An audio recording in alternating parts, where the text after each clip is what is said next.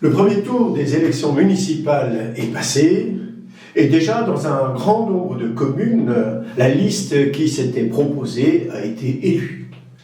J'adresse toutes mes félicitations à ceux qui ainsi acceptent de se mettre au service de leurs concitoyens et par ce service recherchent le bien commun. C'est en tous les cas ce à quoi je les encourage, de penser effectivement au bien de tous. La question a été posée, est-il permis à un membre du clergé d'être sur une liste électorale ou de participer ainsi à un conseil municipal? Le droit de l'Église est clair.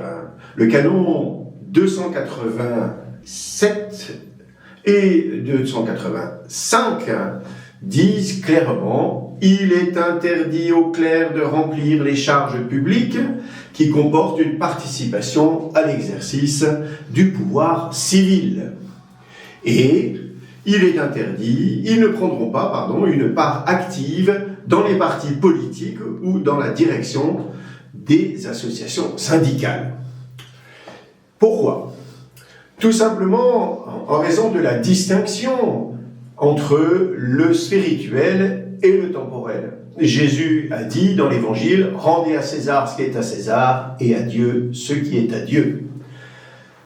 Une deuxième raison aussi, c'est que le prêtre est pour le service de tous, quel que soit l'âge, quelle que soit la situation sociale, quelles que soient les opinions politiques.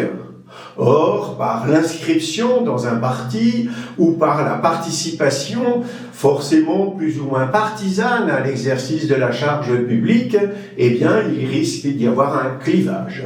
Et c'est en raison de ce souci de la communion qu'une telle interdiction leur est posée. Les diacres ne sont pas tenus par cette interdiction, et c'est le canon 288 du Code de droit canonique qui le prévoit expressément. Mais il leur est tout de même demandé une forme de prudence, afin de veiller effectivement à ce rôle de la communion entre les personnes, car il y a un devoir que chaque clerc, qu'il soit prêtre ou diacre, a de favoriser la paix entre les personnes, l'harmonie entre les personnes, la justice.